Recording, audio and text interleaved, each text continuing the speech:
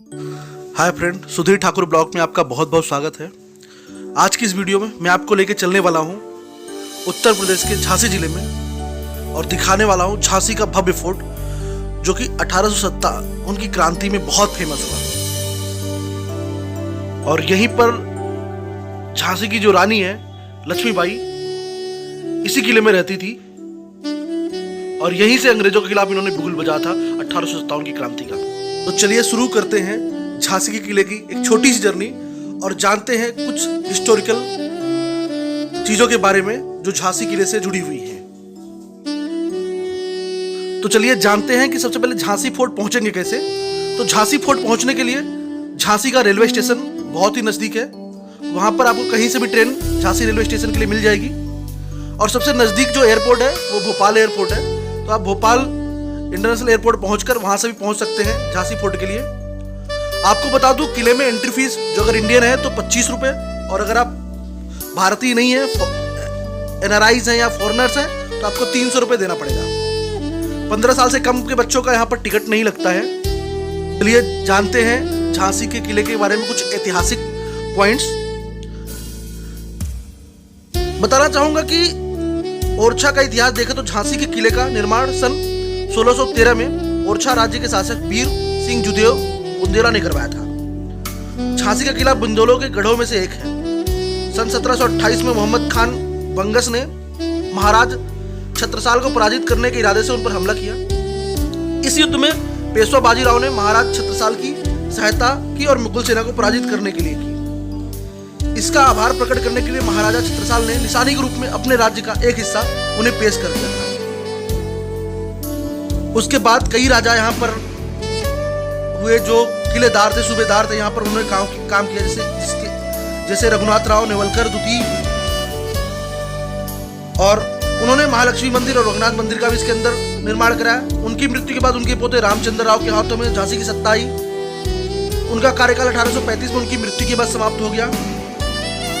फिर उनके उत्तराधिकारी रघुनाथ राव तृतीय थे, जिनकी मृत्यु सन 1838 में हो गई। इसके बाद ब्रिटिश सरकार ने गंगाधर राव को झांसी के रूप में स्वीकार कर लिया। सन 1842 में राजा गंगाधर राव ने मरड़कड़ी का मनु से शादी की, जो बाद में रानी लक्ष्मीबाई के नाम से जानी गई। लक्ष्मीबाई को एक पुत्र को जन्म दिया जिसे दामोदर राव नाम से संबोधित किया, लेकिन 4 महीने के अंतराल के बाद उनकी मृत्यु हो गई। महाराजा अपने बेटे की मृत्यु के पश्चात कुछ उदास रहने लगे और इसके बाद धीरे धीरे उनका स्वास्थ्य खराब होने लगा। सभी परिस्थितियों को देखते हुए झांसी राज्य की मंगल कामना और झांसी के उत्तराधिकारी के लिए अपने चचेरे भाई के बेटे आनंद राव को गोद ले लिया, जिसका नाम दामोदर राव रखा गया। यह सूचना ब्रिटिश गवर्नमेंट को लग गई। उस समय ईस्ट इंडिया कंपनी में गवर्नर थे जनरल लॉर्ड डलहौजी, जिन्होंने डॉक्ट्रिन ऑफ लैप्स कानून किया, जिसके मुताबिक दामोदर राव के सिंहासन के दावे को खारिज कर दिया। लक्ष्मीबाई को 60,000 रुपए वार्षिक पेंशन देने के साथ महल छोड़ने का आदेश दिया।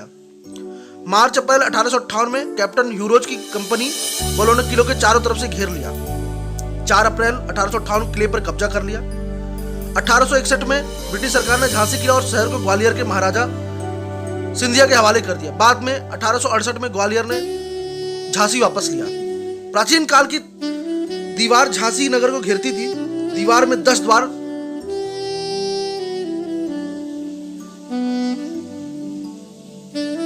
गेट के पास अभी भी गेट के नाम से लोकप्रिय है। अगर झांसी किले की संरचना के बारे में जाना जाए तो इस किले की ग्रेनाइट की दीवारें 16 से 20 फीट मोटी हैं। दक्षिण की तरफ शहर की दीवारों से मिलती है। किले का दक्षिण भाग लगभग लंबवत है। किले में प्रवेश करने के लिए 10 द्वार है। इनमें से Unnao gate, Orchha gate, Badgaon gate, Laxmi gate, Khanderao gate, Datia दरवाजा, सागर गेट, सैनिक गेट और चांद गेट है। इस किले में उल्लेखनीय दर्शनीय जगह शिव मंदिर, प्रवेश द्वार पर गणेश मंदिर, 1857 विद्रोह के इस्तेमाल की जाने वाली कड़क बिजली तोप है। किले के पास में रानी महल है, जिसे 19वीं शताब्दी में निर्मित किया गया था। यह किला 15 एकड़ में फैला हुआ है।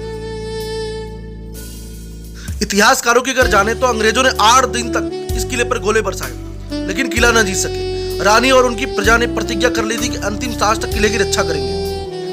अंग्रेज सेनापति ह्यूरोज जान गया था कि सैन्य बल से कब्जे पर किले पर कब्जा नहीं किया जा सकता। इसलिए उसने झांसी के ही एक विश्वासघाती सरदार दूल्हा सिंह को अपने साथ मिला लिया, जिसने धोखे से किले का दक्षिणी गेट खोल दिया, जिसके लिए रानी अंग्रेजों से घिर गई। उसके बाद वो कुछ विश्वासपात सलाह पर कालपी की ओर बढ़ी चली। इस दौरान एक गोली उनके पैर में लगी, फिर भी वो नहीं रुकी। रास्ते में एक नाला पड़ा, जहां रानी का घोड़ा नाला पार न कर सका।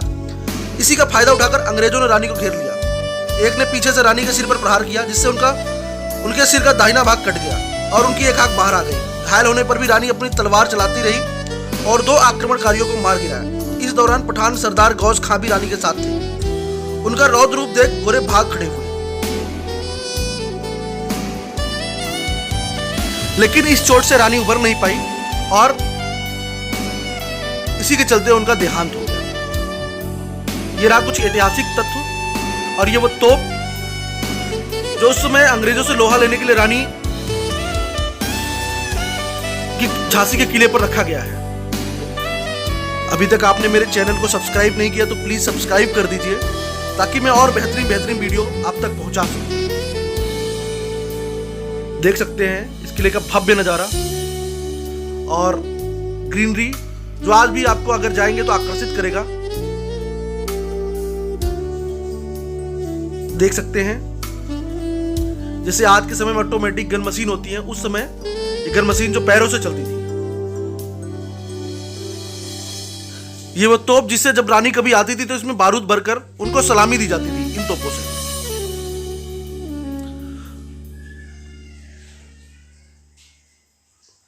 सो प्लीज चैनल को सब्सक्राइब करिए, लाइक करिए और शेयर करिए। पूरा वीडियो देखने के लिए बहुत बहुत धन्यवाद।